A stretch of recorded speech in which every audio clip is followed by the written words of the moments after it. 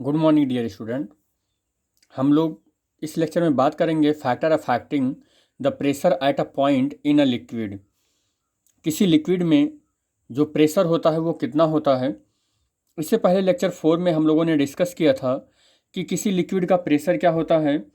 तो किसी लिक्विड का जो प्रेशर होता है वो हम लोगों ने कैलकुलेट कर रखा था कि net pressure P net is equal to P naught plus H rho G, जहाँ पर पी नॉट जो था वो एटमॉस्फेरिक प्रेशर था। एटमॉस्फेरिक प्रेशर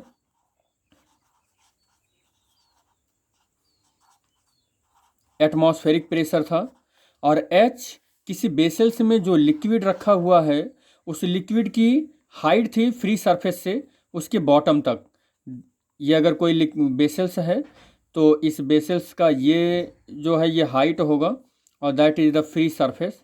ये फ्री सरफेस होगा, ये फ्री सरफेस होगा।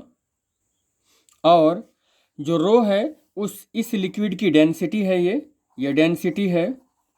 और ज़्यादा डिटेल के लिए आप लेक्चर 4 में जाइएगा, pressure in fluid and the atmospheric pressure वाले प्लेलिस्ट में, वहाँ आपको डिटेल में मिल जाएगा। And ji is the acceleration gravity. G क्या है? Acceleration, acceleration due to gravity, due to gravity, gravity की वजह से ये एक्सेलरेशन है। तो factor affecting the pressure at a point of a liquid में आपको 3 फैक्टर याद रखना होगा। तो फैक्टर नंबर फर्स्ट है यहाँ पर जो है depth of the point, depth of the point below the free surface, जो स्मॉल एच है। इस फ्री सरफेस से जो स्मॉल एच हाइट है, ये पहला फैक्टर है जो प्रेशर को इफेक्ट करता है। तो प्रेशर एच के चेंज होने से चेंज हो सकता है। तो first factor of the pressure is height below the free surface.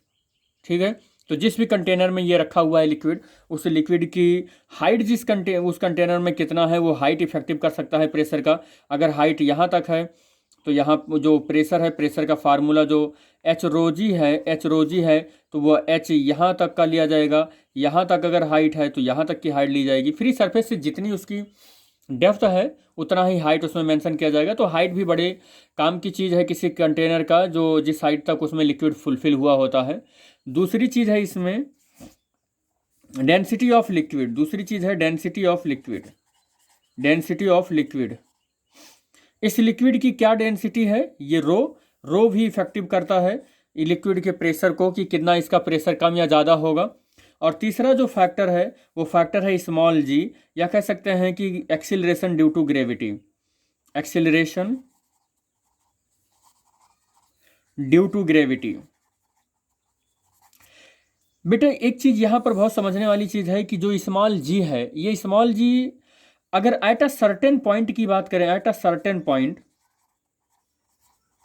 या कह सकते हैं कि certain place, at a certain place की बात करें तो जी इज अ कांस्टेंट। जी जो होगा वो कांस्टेंट हो जाएगा।